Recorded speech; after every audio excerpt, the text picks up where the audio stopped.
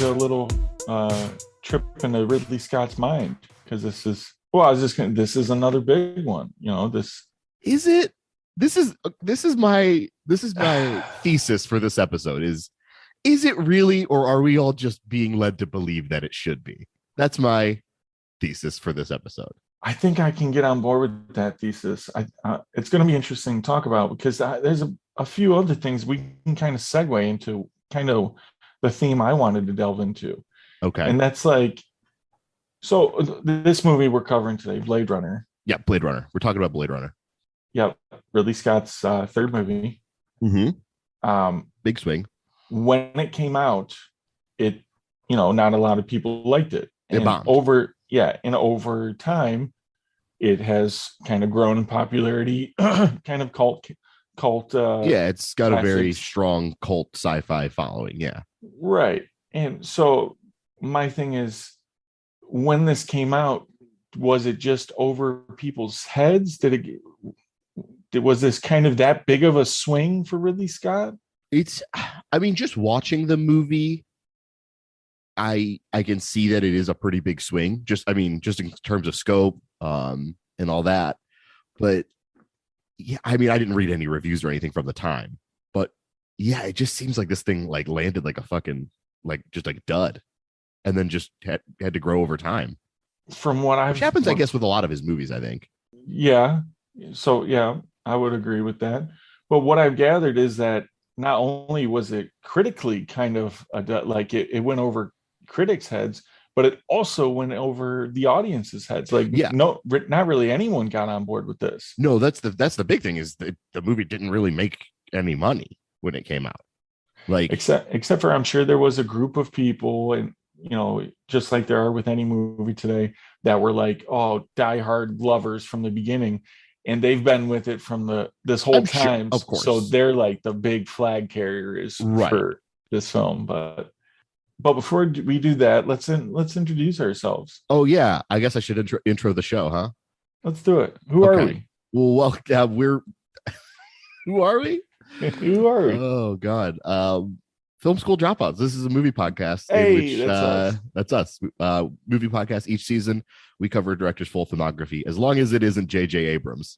Nope. Get out of here, dude. You need Not to put this axe away, man. Not doing it. You can't just come through the door swinging hard every episode. No, I'm a JJ guy. We're not doing JJ Abrams. At least not right away. I JJ fans, I hear you. It's okay. We're gonna work through this together. Don't worry. It'll be some time, but we'll get there. I love the positions we've taken in this intro. It's so funny to me. Anyways, yeah, we're in season 4? I don't know. Yeah, season 4, right? Ridley Scott. Yes. We're talking the films of Ridley Scott, and today we're on his third movie, Blade Runner, 1982, big sci-fi quote unquote masterpiece that people think is so important. Quote unquote is correct. Yeah. I don't know. I'm sure we have a lot to talk about. Yeah, let's go through some of those little stats for it right now. Before we even do that, let's talk about a little movie that you've seen recently. Oh shit. Okay. All right. I'm gonna leave this in your hands. Okay. Do I do a new movie or do I do an old movie? Oh, well, I'm gonna do a new movie. So take that as you will. Okay. Well, I'll let you go first then. I want you to do an old movie. Okay, great. I'll do an old movie. Yep. We're going back to 1964. Oh, okay. Really old. Not that old, but yes, pretty old. I could go back to like the 30s if you want, but okay, you're flexing now. This is one of those movies. I don't know if you've ever had this experience where you watch the movie the entire time you're watching it, like this is the greatest thing I've ever seen. And then when you're done, you can't really stop thinking about it.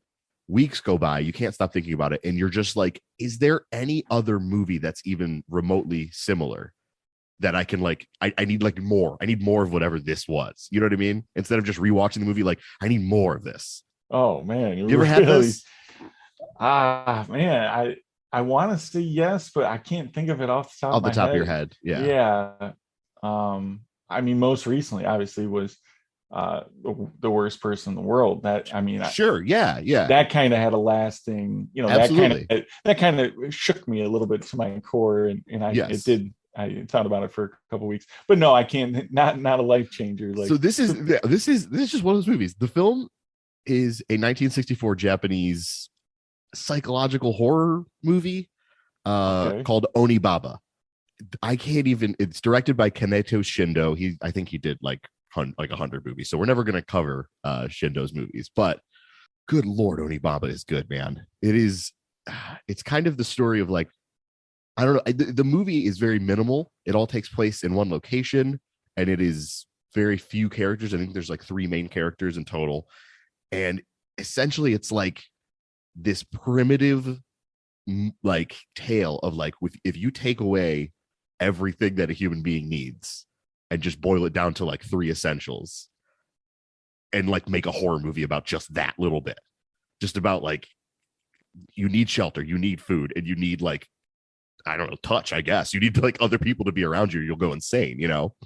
But Onibaba is like a medieval tale of a woman and her daughter-in-law who kill wandering samurai to feed themselves. Like they kill them, steal their equipment, and feed themselves. And one day, an old friend of theirs comes back to their village, and the 3 of them get kind of caught up in this insane, like almost psychosexual triangle. And it like boils down to, it's crazy. It's a crazy movie. I'm like been obsessed with it. I won't stop talking about it, and I can't find any other movie that's like scratching that itch remotely the same way this movie no, did. I can. You seem very excited. I'm getting a really positive energy off you right now. No, it's one of the best movies I've watched in like a long time. Wow, It's got a great title, Onibaba. I know, it means demon nice. woman. I was gonna say I thought Baba meant something. Yeah. For Oni is Japanese for, I think, demon. I think. Oh, the Oni is. Yeah. I was thinking the Baba. No. Okay. You're thinking of Baba Yaga. Yeah, the Baba Yaga. Yep. Okay. But Onibaba. I don't know. You could stream it on like Criterion Channel or rent it and stuff. It's easy to find. It's thrilling. It's a fucking thrilling movie. Sweet. Of course, it's in the Criterion. Yeah. The movie I am going to cover today is called Duel. You went and saw Duel? I did go see Duel. Yes. Fucking hype. I saw Duel too, dude. Let's talk about Duel. Let's talk about Duel. Directed by Riley Stearns. Yeah, weird dude. He's only done like I think this is his 3rd movie. The other 2. I saw The Art of Self-Defense, his 2nd movie. With Jesse Eisenberg. Yeah. Okay. Equally very bizarre. Okay. Yeah, I thought this was a solid. You like movie. Duel? I thought it was solid. Okay. I went because I've kind of been a Karen Gillan fan. Okay. For a while now, but I just think she's pretty. But it was nice to see what's his face? Not Jesse. Oh, Aaron Paul. Aaron Paul. I was thinking Jesse from Breaking Bad. Yes, of course. To see him in a different light, I thought that he was pretty solid. I thought he was kind of incredible. Well, yeah, it's good to see him. I want to see him shine a little more. And it's a very weird, for anyone who hasn't seen The Art of Self-Defense, or I think his first movie is called like Fault. Riley Stearns kind of has a Yorgos Lanthimos thing where he has like very robotic dialogue. There it is. Very unemotional. Right. Yeah. And it is very that weird can to put see a lot of Aaron Paul in that mode. I liked it. I thought he was really good. Kind of a gruff character too. Like I liked it. But obviously the big star here was Karen. She was great. Mm-hmm. Yeah, there's not a lot of stories in Hollywood. You know me, I always get behind the originality, creativity bandwagon. And this was a very original story. It gets, it really, I thought it peaked in the middle. Once the story is basically someone, you find out you're dying. This is kind of a futuristic, different timeline, whatever. And when you find out you're dying, you can get a replacement. And like a clone of yourself. Yeah, clone. Which is actually fitting for this episode. Very fitting. Very fitting. Yeah, and then that the clone essentially learns your personality, learns what you do for a daily basis, takes over your life, gets used to that until you die, and then you die, and then they take over. Well, this story is she doesn't die, and she goes into remission, and you have to figure out what do you do with this clone now that it's been around trying to take over your life and you don't need it anymore. Well, the answer is there's a law that says that the two have to duel to see who gets to live out the rest of the life. Yep, duel to the death, and hence the title. Well, now I like play on words. Yeah, it's like a play on words because it's DUAL. Yeah, like the two. Yeah, Yeah. it's sweet. Anyway, I like it. It was I had fun. The movie could have ended in a cajillion different ways. There's a couple parts I thought were just a little cheesy and kind I of agree. predictable. Yeah, And it's like it's not a yeah. perfect movie. I think like you said, the middle, when like the kind of the main plot starts to kick in and she starts to like train and stuff, the Yes. movie starts really cooking. Yeah, you even get you get it fuels the rest of the movie too because the mom starts liking the other a Yeah. little more. Yep. There's thing Yeah, there's it's stuff going on. But yeah, I think like I liked it more often than I didn't. And like the times that I was like sort of annoyed with it is when it started falling to like pretty generic like indie movie tropes of like we're gonna follow this thread until we get to a point where like we could either do the expected thing or do like a subversion of that, and always tried to do the most subversive, like, it's leading you to believe that there's going to be this cool badass like duel at the end, and then of course there isn't, and it's like that's fine. I don't need like every movie to end with like action, but the way that movie handled some of its twists I is yeah I enjoyed actually because I wasn't expecting them to do like literally it just came off as a very predictable, but yeah, it worked. yeah, absolutely, It yeah, was like a subversion of the subversion. yeah. Like it was it's like, it's a oh, they it's a went that solid way. movie, But yeah. yeah, it was fun. I great time.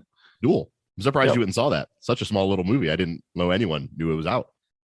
Yeah, I'm gonna give Karen Gillan some of my money if I Okay, get I a see. I chance. see. Yeah. Okay, got it. So All right. Well, Onibaba and Duel. That's a real weird double feature. whoever any listeners out there, go check them both out and Please. let us know what you think. I think Yeah. you'll like them. I think you'll have fun with both of them. Yeah. All right. Well, you ready to talk about Blade Runner then? Let's talk about Blade Runner. I don't get it, Tyrell. Commerce is our goal here at Tyrell. More human than human is our motto. I was looking for 6 replicants in a city of 106 million people. You ever see this girl, huh? Never seen a Muslim. What I didn't know was they were looking for me. I don't know. Blade Runner. Tell me about Blade Runner. Have you seen Blade Runner before? Oh, this is my second time seeing it. Okay. The first time I saw it, as well as this time, I had heard, so you hear Blade Runner a bit. Everyone has heard of the movie before. You and I grew up hearing like Blade Runner is one of the like great sci-fi movies. We didn't grow up when it bombed. And even when I like really started getting into movies, this isn't one that I went and saw immediately. It was probably Same. like 10 to 15 years after, I just happened to get the chance and I threw it on. Mm-hmm. And I don't know, was it the hype or, well, we're going to get more into this, but I felt a little underwhelmed. Okay. Maybe, like I said, maybe that could be because of the hype surrounding it. But for me, the biggest thing, my biggest problem with this film, which I'll get back to several times, but it's a little slow. This movie's fucking boring, dude. Oh, thank God. I really didn't want to come guns blazing for Blade Runner because it's this No, fucking and we don't have pivotal, to. There's things that work. But, well, I kind of want to like maybe have a discussion about expectations and sort of like movies that get thrown into the canon. You know what I mean? Movies that are like, these are the important movies. I want to talk about that. Victims phenomenon. of hype. Victims of being overhyped. Kind of, yeah. And I'm not even talking about hype. I'm talking about like when I could ask you right now, like name 15 movies that are like movie classics. You know what I mean? Like Casablanca, Sure. Citizen Kane. You can go down the list and name all these classic movies. And like I feel like Blade Runner falls into that a little bit at a certain point. And I want to talk about. I mean, we could just have this discussion now. With a movie like Blade Runner, which you and I think are on the same page, it's kind of fucking boring. I don't really like. I don't know. It feels like we're doing something wrong by like throwing a negative opinion at Blade Runner. But when I'm watching it like critically, I'm just sitting here watching. I'm like, why? Why is this the movie that everyone rallies behind? It's fine. I don't see anything in this aside from the cinematography and production design, which are both like cranked up to 11. Like it is a beautiful looking movie that I found to be kind of hollow and slow. That's about my whole estimation of Blade Runner. Kind of where I kind of summed it up by thinking that Ridley Scott just threw everything at the wall and was just like, if I'm going to do science fiction, because he went after, this, it's based on the story. The Philip K. Um, Dick, yeah, yeah, do androids dream of sleep? of Sheep? Electric Sheep, yeah. Of electric sheep. Yeah. So, I mean, that's a whole other issue. Like, we can dive into artificial intelligence. I don't think it had really, I mean, besides a little bit with like Hal at this Hal point. was probably like the only big. I'm trying to think of. Well, Yeah, like, Ash, of course, yeah. I mean that yeah. does, But other than that, artificial intelligence hadn't really. This movie is about that to the fullest which is extent. This is so about weird that I replicants. find this movie so boring, because I would say artificial intelligence is one of the things you could put in a movie and immediately get me hooked. I've always been I've always been kind of terrified of the idea, and also kind of enamored with the idea of like the difference between like actual human life and artificial intelligence, and what makes humans actually real if we can just create that in a computer, and like stuff. Dude, I even mean, like Bicentennial Man. Like I watch Bicentennial Man and be like, oh, man, this movie's doing some stuff. That's It's not. a Robin it's a Williams movie. classic. But like, No. it doesn't take much for me to like go hard for AI, and this movie just didn't do it for me. But whatever, we'll get into it. Well, no, I completely understand, because AI, not only is it's a badass, cool, like sci-fi instrument, Mhm. but it's also a terrifying post-apocalyptic horror Really scary, device. right? Yeah. So it has a bunch of different ways it can be used, and he uses it here in a human way, in a thought-provoking way. Yeah. The thing is, I don't know. No thoughts are provoked for me. I watched this thing and I was just like, yeah, he's the cop. He's the Blade Runner cop, and he's got to go get the AI because they're like bad or whatever. And then like Rucker Hauer shows up and he's like got that hair, and I'm like, uh-huh. And when I'm at the end of the movie, which like we can get to, it's raining and Rucker Hauer's having this speech about, essentially the value of his life. And then it like cuts to Harrison Ford with what is it, fucking Daryl Hannah, and they're like kissing, and I'm like, wait, at what point am I supposed to care about Daryl Hannah this much, where the movie's like lingering on their romance? I'm like, I'm not getting any of that from this movie. Like it's so hollow. Like everything that I'm supposed to like and be interested in, I found to be extremely like surface level, and like there's nothing further for me to dig into. And I'm like, okay, well, I'm bored now. That's like my whole problem with this movie. Well, I have more than just a couple problems with this movie. I mean, there's subplot issues. I can't believe we're gonna fucking come out fucking just guns blazing or one of these classic sci-fi movie, but whatever. Well, no, let's kind of knock Blade it Runner's out not from for the me. start. Yeah, let's go through. Let's talk about the cast real quick. Is this our first Harrison Ford movie? Yeah, right. I think so. Do you like Harrison Ford? Yeah, he's good. Okay, well, here he plays Deckard, the Blade Runner that you mentioned. I thought he was dull. I just think Deckard is a dull character. Okay, so the only time you get anything human really from him is when he's interacting with the shop vendors in the amazing streets setting. Okay, yeah. I think Deckard is a boring character. I don't think that Harrison Ford is boring in the role. I think the thing that works when this movie actually does start to work for me, the thing that works is when it leans into the really, really heavy noir tropes, like when he's getting called in to talk to like the police commissioner about the case, and like Love it. the light is streaming through the blinds, and everyone's sort of kind of quiet and whispery, and like I like Deckard in those moments when it's like, okay, he's a noir detective, like he's doing this like Bogart kind of thing where but he's never quippy in the way that like a lot of noir detectives are. He's never funny. He's never tortured. Like I feel like Deckard is tortured, but like you never learn why, or if he is, like you don't get anything from him. Yeah, I just think it was dull by design. It was very one note. Yeah. And like I think Harrison Ford is good at that. Like if you give Harrison Ford like dull for like the sake of like making you lean in to be like, okay, but there's more to this guy, right? He can do that in a heartbeat. Like Presumed Innocent, it's like a really basic movie, like a legal thriller, but he's playing this sort of like self-loathing character, and like he's not very interesting until you start to like peek through the cracks, and like that dullness in that character makes you lean in. But with Deckard, I'm just like, No cracks. yeah, you're like a sci-fi cop. All right. That's the thing. I think, okay, here it is. I think the reason this movie is so revered is because it looks fucking good, right? I think if this movie looked kind of, 20% less good, people would be like, oh yeah, that kind of like shitty sci-fi movie from the 80s, Yeah, I mean the set.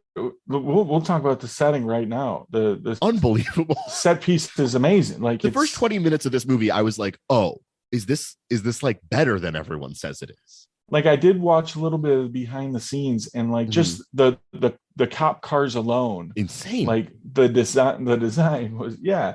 This is 3 for 3 stylish for Ridley Scott. I think this is his best looking movie that we've covered so far. Like Alien is gorgeous. I love the set design in Alien. This is objectively, he's going bigger in every way, right? Like this is a whole city. There's like a pyramid building, right, flying cars, and he nails it. Like the production design and the scope is so much more well felt, and like none of it feels like he overshot what he was doing there. I think the city and the set design, all that, literally perfect. Unbelievable. But I also think the Nostromo was literally perfect too. Okay, I know, no, obviously Alien is like a better movie, so like points for that, I agree. I mean, Ridley Scott, what we're seeing him is this is his main weapon of choice for every single movie he does. He's like, I'm going to make something beautiful so far. Yeah, and I think the cinematography is paired so well with the set design where like, yeah, you're in the police headquarters and it looks dark and grimy, and it, the sets are really well lived in, and then like the lighting will be blasting from the outside from all these neon lights and the vibe mist. Or like there's scenes where Edward James Olmos is like flying through the sky, and like you cut outside and you see the Coca-Cola ad, and then when you cut back to Edward James Olmos, there's like all these lights just like shattered all over his face. It looks incredible. There's just a real brief shot where you see Harrison Ford like looking around, just looking out the window of the city, and you're just like, man, like that I'm sure that's the feeling he wanted to give people. Like, I want people to be in awe of this. Well, so that brings me to my next point. If you are sitting down in a movie theater when this is coming out for the first time, and you really haven't seen too much like this ever before, is your opinion, how would your opinion be different after you've seen it today versus all the things you've seen in movies? Like, so would that kind of heighten this a little bit? I think so. Like if I had, if the first time I saw this movie was in theaters, having not really known what it was, I think I would probably like it a lot more. But specifically in that time frame, like in the 80s, right? Like, so I'm constantly trying to, when I think about how I would approach these older movies and review them from an analytical standpoint. Okay.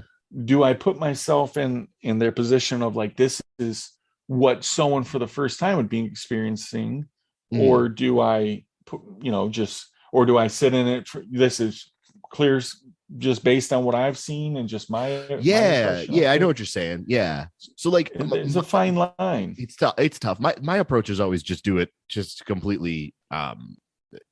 If you're going to criticize or evaluate or look into a movie, just look into the movie. Like, don't let any outside sources, I'm not going to say like Blade Runner isn't good because AI artificial intelligence did it better. I'm not going to say stuff like that because that movie didn't exist when Blade Runner existed. That's silly. But I think with the practical effects and the usage, like for what is accomplished in 1982 in creating this movie. Yeah. I mean, it's incredible. I just wish the movie gripped me in any way further than, wow, that looks good. No, I agree. There's a lot wrong, but I think that, that's right there alone for what it achieved, what any of these movies kind of are achieving at the time that they are achieving it. I get at least a half point. Yeah, I know what you're saying. You're just like for technical achievement of the time. Yeah, because now we're like every it's green screens and like and it looks like shit unless it's Dune. Right.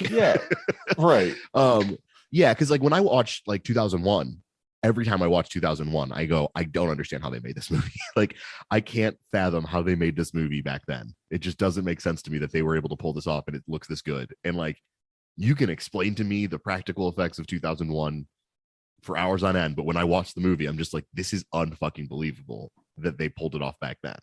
That's what I'm saying. And for me, like Absolutely. 2001: A Space Odyssey, like that would probably be one of its biggest strengths, because I like, as far as like the, like I don't know, I love Hal and the story Mhm. was good a little bit, but it did get a little weird for me. So like I would really lift up those technical Sure. details. So Okay.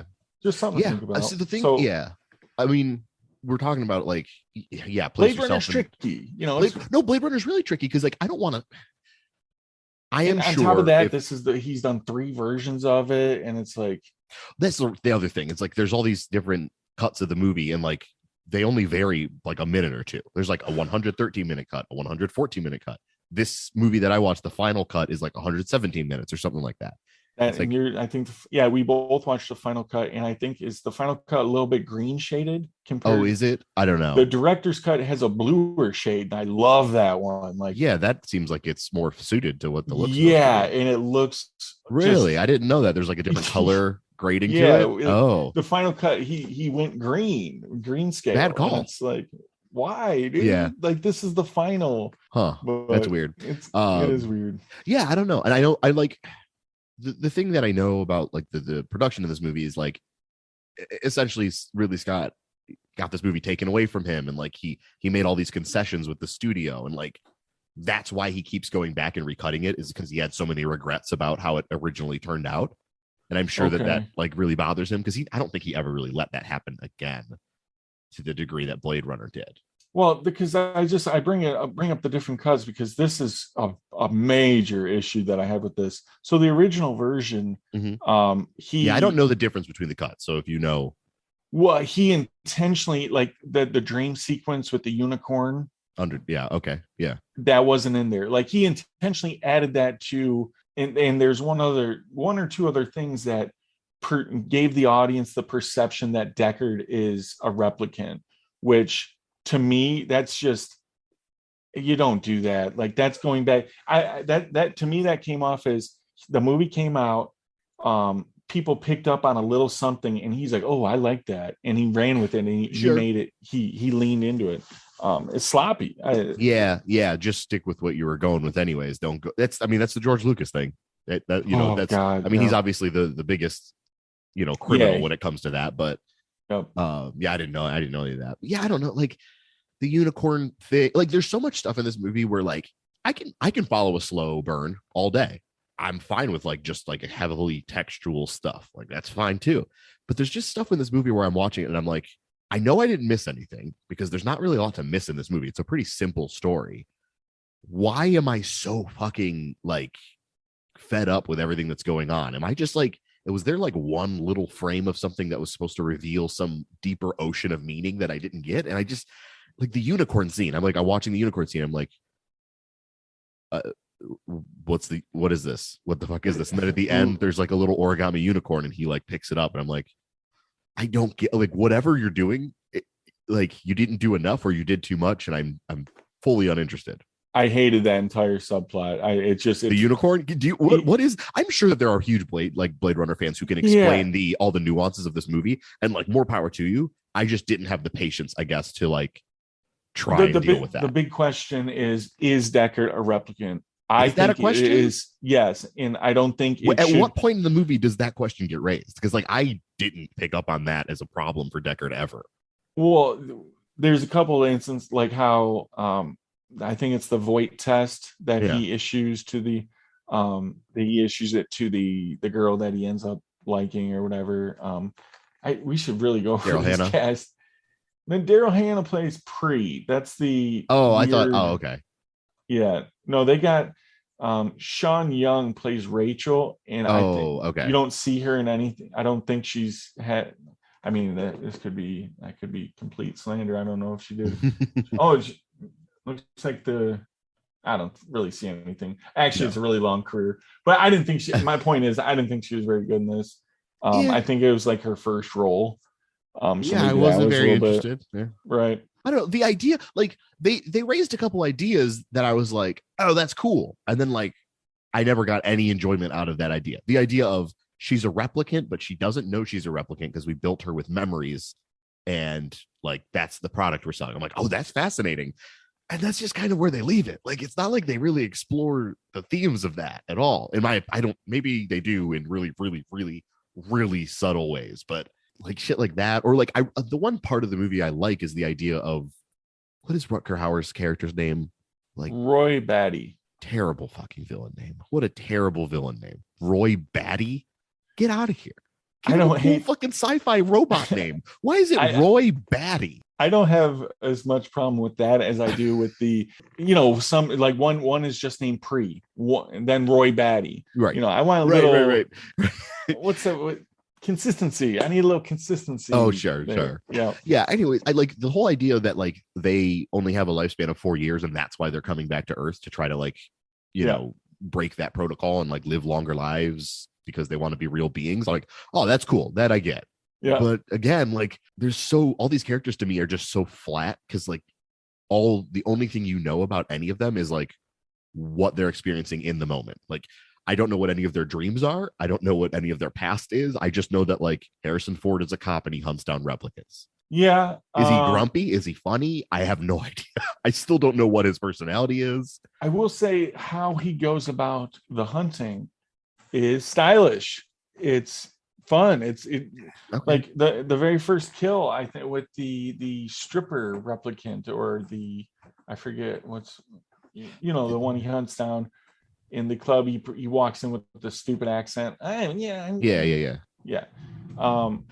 That's a whole fun scene when she's running and he's shooting and the glass is breaking. It's gorgeous. I love all that. I'm like, and what's crazy is the first time I watched this, I was expecting an 80s action movie almost. That I'm like, this is not anything. No. The kill alone is like 2.5 minutes of just like this. No, I never expected it to be that. I knew what it was, but I didn't know how like unengaged I'd be. But I don't know. I'm beating it. No, I like I was saying, the first time, because I was expecting one thing, maybe that made me not like it as much. This time I was like, "Ooh, that is a pretty kill. That is a sexy kill." Yeah, I mean, the movie like there's no frame of this movie that looks bad. Yeah, there's a prolonged shot of the replicant laying there dead, and it's like there is a moment there where the audience is left there thinking like, dang, this is brutal. Like, absolutely. Even these are supposed to be bad guys. Like, this is rough, and there's a lot of weight going forward. And then right after that, he's assaulted by the other big boy replicant, the one that is shown at the prison break. Yeah, I don't know. Like, so Deckard is he like a washed up Blade Runner? Is that his deal, Deckard? I mean, from the police chief, he's the best. But he's like, oh, but I quit, and now I definitely quit, right? Like, isn't that his whole vibe? Is like, we got to get Deckard back in the game. And I'm like, okay. Because the police chief, it's Emmett Walsh. It's Emmett Walsh who like shows up on screen, and I'm like, oh, thank God, I'm in good hands. everyone, it's just like a big hug. He's great. Yeah. I guess Deckard is supposed to be retired or whatever, and he's like, no, we need only the best for this. He said that. Okay. So okay, yeah, I don't know. Okay, sure. Like now he needs Deckard because he is a replicant and he will be able to track these replicants. Yeah, I think no, there's a whole. Is that all just fan theory shit? I don't think any of that isn't. No, and then it was leaned into by Ridley Scott. I just watching that movie just now because I just watched it today. Like, I felt like there was nothing in the text that's actually suggesting this. Edward James almost makes that unicorn. What the fuck does the unicorn mean? Why? What? Because why do I care about that? Edward James you got this. Yeah, Edward James almost. Got it. Yes. I almost messed it up. Come on. You definitely did mess it up. And now you're wasting more time. No, he supposedly knows about the memories that were installed in Deckard's brain. So that's why when Deckard has those dreams of the unicorn, it's almost like, oh, I'm playing with you. Like, I know what you're thinking. Almost, dreaming of unicorns, bozo. Not bozo, but. That would be better if he said bozo. You like that, huh? That's good. Yeah. Yeah. I don't know. Didn't pick up on any of that in any interesting way. I was bored. I was bored. I was so bored watching this movie.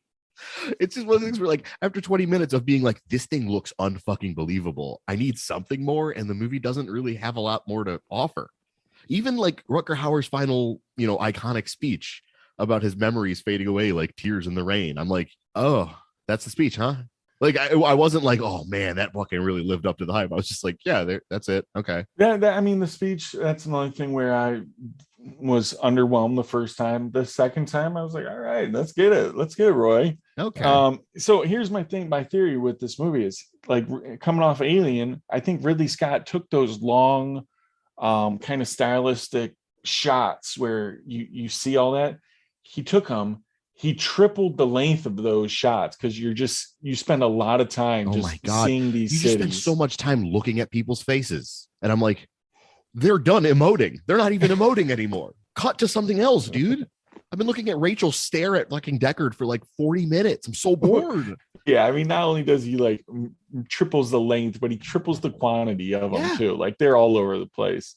Again, maybe seeing this post-apocalyptic in 1982 would be amazing. I know if I saw maybe not though, since no one went and saw the fucking thing. A video phone call in 1982. No, that was literally in fucking 2001: A Space Odyssey. Like, people were doing video conference calls in sci-fi movies. Really? Long before, like Star Trek had that. Like. Well, I know they had the beam me up and like that. Or the little phase. Star Trek had a bunch, but yeah, I don't know. That seems. It seemed pretty cool. Brent's trying so hard to like. Because I don't want the credit. I don't want the pitchforks coming out. I don't know. They can come out, whatever. Like, this is I don't know. Is Roy Batty a hero? Like, no, I don't give a fuck. I don't give a shit. God. Is he a hero? No, he wants to live longer. That's it. But he saved Deckard. Did he? Yeah, Deckard. He like picked him up, I guess, and I felt like he was just like taunting him, doing 80s villain bullshit. Like, it's just like, like, he puts a nail through his hand, and I'm like, what? Why did he do that? Why did he put a nail through his hand? Oh, when he was like freaking out. Why? It was something electronically. He was malfunctioning, and I don't think he was. He very, very like systematically pulled a nail out of the ground and put it in his hand. No, he was like freaking out. He was like seizing up because he was coming to the end of his life cycle. And then as soon as he put the nail through it, like, he calmed down and he kept his chase up. That makes no sense. Not from an electronic standpoint, no. It doesn't make sense from any standpoint. Neither does replicants. And no, that does, like, okay, whatever. I mean, you're right. I don't know. The movie just what doesn't freaking make sense? Probably my big is those what's the little creatures or like monkey doll thing? Oh, that one dude who's like, yeah, I create little toys, and it, like, all of a sudden it becomes the fucking Monty Python movie, and I'm like, what is happening here? Major problem. He has like a bunch of little people running around, right? This is why I say that Ridley Scott just threw everything at the wall. Like, obviously this is probably part of the fucking story. It's not just coming from Ridley Scott, but like, no, but for him to visualize it in this, you don't need it in this story. What's its bearing? I have no idea. It's there just to be there. That is the genius maker that worked for the corporation, right? And they needed him to get into the corporation or something, and I'm just like, that's fine. But to spend that much time with that fucking character who does nothing for me, and then they like take him to the corporation, he like plays chess with Tyrell over the fucking telecom, and I'm like, is this a running joke between them? Why are they playing chess at midnight? Like, the fuck's happening? It's futuristic and cool, or it was at 82. That's the thing, is like, no point in this movie do I really understand why people are doing the things they're doing. Like, there's no goals aside from like, you got to get the replicants because they are illegal. Like, that I understand. Everything else, I'm just like, well, no, you know why, Roy? You know the replicants mission. No, the replicants mission makes sense. I'm just saying, like, why? That's an epic mission. Like, to extend your life. You almost kind of want to see the movie from their fucking point of view. Like, it would be a better fucking movie if it was from their point of view and Deckard was the villain. Like, slow ass, weak ass Deckard just getting his ass beat everywhere. Listen, yeah, no, that's what I'm saying. Like, imagine Rutger Hauer is the fucking main character of the movie. Starts off planet, and they break onto a shuttle and fly back to Earth. Oh no, I imagined it. Yeah, it Yeah, and sounds it's awesome. better. Yeah, it sounds fucking so much better. And like every Well, time you see, it sounds more action oriented. no, not even action oriented. Just like every time you see Deckard, you're afraid of him now. Where it's like every time I see Roy Batty, I'm like, that guy's got some funky hair. I don't know. He's an android, I guess. Like I don't know anything about him. And like the idea of like a cop hunting you down because you're a robot, like I sympathize with the fucking androids in this movie, but the movie doesn't seem to sympathize with them at all. I don't even think they look at Deckard as a threat. Like they never. No, that's true. They never have in the whole movie. Like, so they're probably just thinking, oh, weak little humans coming after us. Yeah, we're fine. Science fiction neo noir. It does definitely nail the neo noir aspect. It does. That's the stuff that works best for me. I don't know. Maybe I just no, because I like Seven. And that's pretty heavily neo noir. Mm-hmm, yeah. I always neo noir movies tend to move at a slower, most deliberately slower pace. Yeah, they have a very slow pace, which I love. Yeah, I don't know what it is. There's so much about this movie that I look at it on paper and I go, that sounds great. And then the execution is like the exact opposite of what I found interesting about the original premise. Cop hunting down androids because they are now illegal while they seek like essentially their own version of life. Sounds fascinating. And Ridley Scott's take on it is like, but what if it were slow as molasses? I'm like, no, okay, got it. Not interesting. Yeah, I guess at the end of the day, you want to follow a character that is very motivated. Yeah, and Deckard doesn't. That's also a fatal flaw of Deckard. Is like, I don't feel that he cares about any of this. No, and he's tried to quit. He tried to walk out. Like you really don't get that he cared, and I kind of don't care that. No, I kind of don't care either. Right? Yeah, if he's like kind of whatever, I'm like, all right, well then why are we following this guy? Right, because at the end of the day, the replicants only live for 4 years. Yeah, they all died.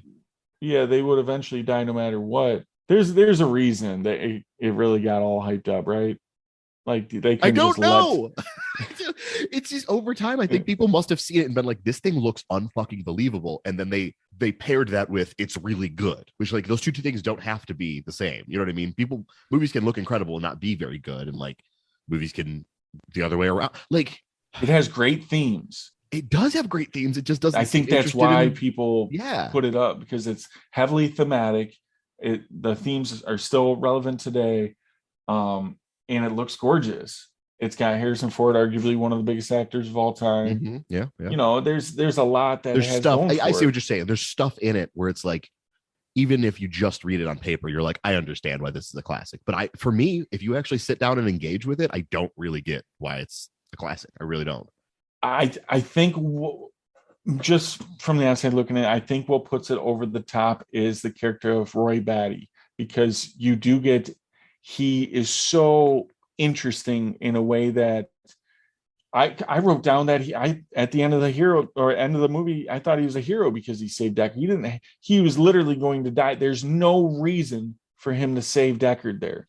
Yeah, but like, I mean, you and I tend to disagree on like the entire like concept of like movies having heroes and villains, where I'm just like, there's no hero. I don't know. It's like, what the fuck? But like, okay, say that his motivation in picking Deckard up off the ledge at the end was to save him.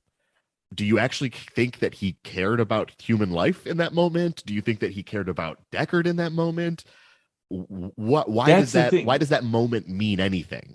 Because he knows he's going, and what he does with that it's almost like Chadwick Boseman in real life. He knew he was going, and he spent his time. No, I'm going to tie it to real life. Because there are heroes in real life, just like there are villains. We've gone down this before. I don't want to. Okay, it gets epic as hell for me when I see greatness, and whether it's in real life or just like. Now, when Roy Batty, like his last moments, when he's basically been a villain, but he chooses to reflect and to save. Oh, epic, dude. So epic. Okay. Yeah. I felt not like I don't feel like he's like reflecting and saving at all. I literally feel like he picked him up off the ledge so he could continue his villain monologue as he died. Like I didn't think of him as being like, no, I'm gonna change in my last moment. Like he doesn't. You thought he was you thought he was such a dull villain to the point where he, instead of doing the outright evil thing and killing, he wanted to talk into him to death. That's what basically. he did. He talked him. Yes, that's literally what happened in the movie. I mean, I get your read. I just don't get that from him at all. Like nothing about his character in those final moments. To pick you up and put you on the ledge. Wait, no, don't fall yet. I have 15 more lines of dialogue to get through. Like, oh man, okay. I know I'm being brutal on this movie. A massive turd on Roy Batty. I watched, I saw Blade Runner 2049. Gorgeous. Another gorgeous looking movie that I was like bored as hell with. Even that movie. I mean, well, the opening of that movie fucking rules with Dave Bautista. But like, yeah, that's another noir, man. It's the same property. It's like the exact thing. And it's just like that movie is directly dealing with like the Blade Runner of the movie, Ryan Gosling being a replicant. And even that movie, I was just like, this world's fucking gorgeous, but I don't care about anything that's happening in it. It's really weird. Well, I just feel like I just don't like Blade Runner as a property.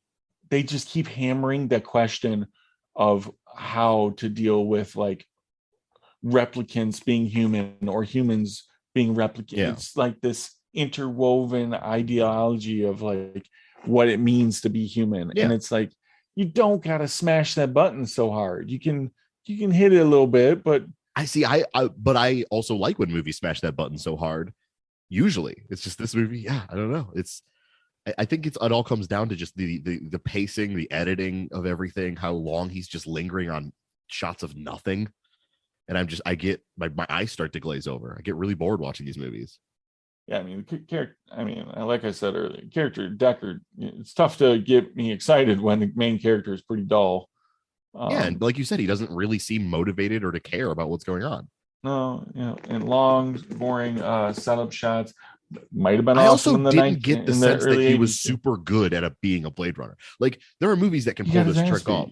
Yeah, well, and he's I don't know, like his big triumph and chasing that girl is just shooting her with a gun in the streets in front of crowds of people. I'm just like, that's kind of sloppy, like I don't get this. Movies can pull this trick off where it's like you start the movie off, there's this washed up old guy, you don't really know anything about him, but he's got to come out of retirement and he's got to prove to everyone that he's still got the goods. And like while he is doing his thing, you're like, no, this guy knows what he's fucking doing. Like I can see why this guy's like Deckard's running around like a fucking idiot, and I'm like, was this guy good? Is this guy the best Blade Runner? That's all they got. Yeah, his version of being the best was Gosling. The way I'm not putting this on Harrison Ford or Ryan Gosling as actors. I'm just putting it on the way that people wrote and shot the movie. Gosling, immediately I'm like, oh, this guy knows what he's fucking doing. Like he shows up and he's like in Bautista's house, and I'm like, okay, this guy is a pro. Like Deckard, I'm like, he seems kind of bad at it. Well, no, I mean, you see the little detective work when he's goes and gets the first one, uses the stupid little voice. Well, I think my favorite like detective-y part of the movie is when he gets the little snake scale, and he also has the picture that he like uses the computer to like enhance and move around and stuff. That's probably my favorite part of the movie, when it's like down to him being a detective, is when he's actually moving around a picture and finding clues in the picture. I mean, like, that's as neo-noir as it gets. Right, like, exactly. Like, wait a second, what's this? And like zoom in, enhance. That's all great. But yeah, I don't know, this guy, I don't think he's very good at being a boy. I didn't get the sense that he's a fucking pro. No, well, we can both agree it looks great. It looks incredible. I don't want to undercut that. I want to make sure I don't undercut that. I'm not saying this movie looks good. I'm saying this movie looks better than most movies. Like, this is one of the best looking movies that we've probably ever covered. If I were to just give the setting a score by itself, it would be a perfect score. This is one of those movies, like, and there are movies like this. Like I've told you, I have like a ballot for every year for Oscar, like my own ballot for every category. And there are movies where it's like, I don't like the movie, but I can't deny that like Valerian in the City of a Thousand Planets looks fucking incredible. So like I gave nominations to that in certain tech categories, like even though the movie's not very good, you know what I mean? Yeah. This is how I feel about Blade Runner. I think it's one of the best looking movies, certainly one of the best production designs ever. And I just am fully bored by it. Did you hear that, people? That was a grouping of Valerian and the city, or the City of a Thousand Planets. That's planets. Right. Yep. and Blade Runner. That is in the same grouping. Kind of like Valerian Moore, but that's neither here nor there. That is neither here nor there. All right, so you want to what more do you want to talk about this? I want to talk about actually the box office because I just figured it made money. No, it didn't. It didn't. I mean, no. Like it's okay. So it's. I got estimated Let's start with budget. let's start with million. Alien. Hold on. Let's start with Alien really quick. Alien. The Okay. production budget of Alien was $10 million.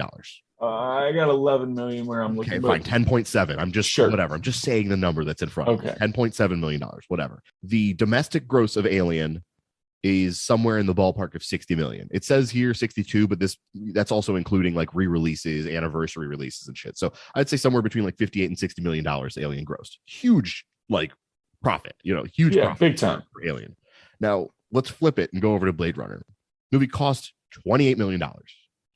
It's almost 3 times as much as Alien cost. Yeah, I did. It only made $32 million, and that's again with re-releases and stuff like that. Okay, so I got gross revenue 41 million 60. That's either worldwide.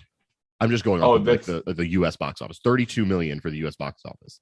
Okay. See, which is, on which Rotten is also Tomatoes, they got box office gross USA 3.9 million. Yeah, no, I'm maybe that I'm was just going off the the numbers, man. Okay, I just use the numbers. But the numbers has like the total like gross for how much it's made to this day, including re-releases and anniversaries and special editions, all that shit, which Blade Runner's had tons of. Yeah. But yeah, I mean, it basically flopped. I mean, it basically made only $28 million, which is how much it cost. That's a remarkable like faceplant, in my opinion. I guess that would mean going forward after this movie, it kind of, it doesn't make Ridley Scott bad by any means, but it does make him more riskier of a gamble than he was before. Yeah, with 3 movies in, it's not like this guy's got like an incredible track record in the long run. Right. You know what I mean? I think, The Duelist doesn't really make an impression financially, but I think people kind of respect it. And then Alien is this big hit. Blade Runner is a big flop, but people respect it. I think on a critical level, even at the time were the critics even about it. I mean, it doesn't have like a ton of bad reviews. It's just like no one saw the fucking thing. Yeah, I think this is one of those rare movies that literally over time, with each decade went up like 2% popularity. Yeah, absolutely. Yeah. And that, like we said, I think that again, that boost came from the set. And it's just, and like to me, like I want it like just wrapping around to earlier discussion in this podcast. It's just, to me, it's one of those movies that only has a reputation because it has a reputation. I don't think the actual text is giving you, I don't know. There's just movies like this that exist where it's like you grow up and you're like, oh my God, I've heard this movie so fucking good. I've heard it's one of those classics. And you watch it and you're like, that was it. Okay. And not to be the dead horse. And it's only famous because it's famous, There are movies like this that exist, but were there at the time?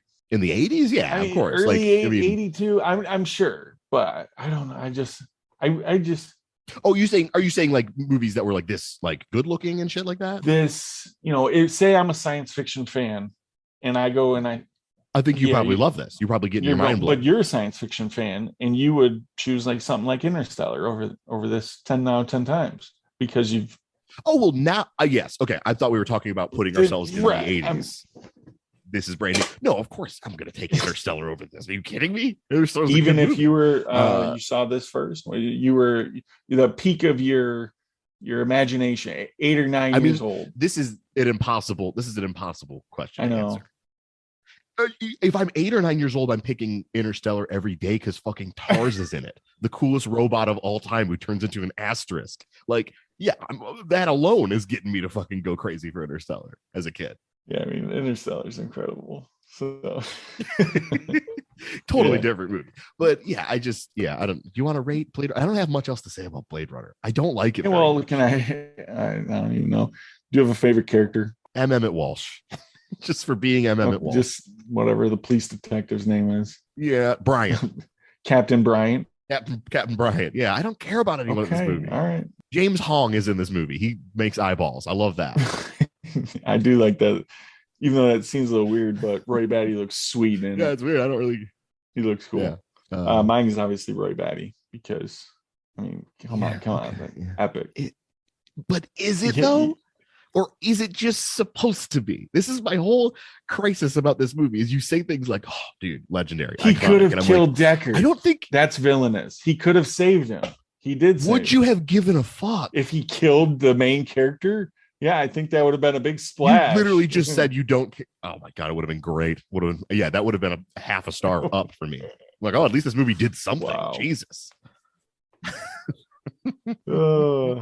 So I'm going to go out on a ledge and say that you aren't going to give it the best rating. So I'm going to review it first, and I'm going to give it a 3.5. That is so nice. It is nice. 2.5 stars over here, guys. Blade Runner just caught a 2.5. It caught a 2.5. I think beautiful production design and cinematography does not a movie make. You need so much more than just those two things. And that's kind of all this movie has. Style for days. Yeah, that's it. Yeah, the characters are really lacking, very dull, with the exception of Roy Batty. But even that, it's, he didn't really start shining till the climax. Just a lot of weird, nonsensical things like the little creatures. I don't need that. And little subplot is Deckard a replicant subplot. I feel like that's unnecessary. Don't give your viewers a little more credit. They don't need to be spoon fed and like baby, is he or isn't he, and forced to question that. And I don't know, it just felt unnecessary and unwanted. I don't need that in my movie, and very slow for frick's sake. It's so a slow movie. Like I really got everything I love about Alien, those long shots where you see the Nostromo and all that's great. And he does that again in this movie where the ship is flying over the city and you see this post-apocalyptic Los Angeles that's just engulfed in fire and all that. But the problem is these scenes are 2 to 3 times longer, and there's so many of them. And the thing with the alien scenes is you're like, well, these scenes are scary because at any moment an alien's gonna jump out. The thing about Blade Runner is like, okay, this is a fucking 40-second shot of like a woman staring at a table, and you're like, nothing's gonna happen. I know where Roy Batty is. He's not gonna jump out and kill her. Like, nothing bad is gonna happen. No, and guess what? And I get why he did it. He's trying to paint a picture. But at the end of the day, the picture just isn't very interesting. No, it's not. It's not. Fuck Blade Runner. I'm out. Fucking garbage ass shit. Garbage ass sci-fi. Oh, man. Coming out fucking guns blazing. You sound like me after Praying with Anger. Yeah, no. I want to be clear. It's not that bad. Oh man. Yeah, I don't know. I'm out on Blade Runner. I've given it 2 tries. It's just not my thing. That's it. I think that it really comes down to like I'm uninterested in the world, and that's okay. Like I don't have to like every fucking IP that exists, And this is just one that I don't. The problem is I would rather see the world than yes, I would rather go on a theme park ride that's based on Blade Runner than watch Blade Runner. I just don't. I'm not interested in you, Deckard. Like you're not. You like suck. Sure, you might be a decent detective, but you kind of get your ass whipped. Like.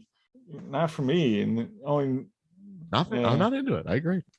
2.5 stars. 3.5, just because 1982, this dude put out this freaking movie that looks like this and has these themes that are just like I said, are very important. And you got fucking Roy Batty was dope. So 3.5 isn't anything. That's slightly better than average. So yeah, that's where I'm going with that. Okay.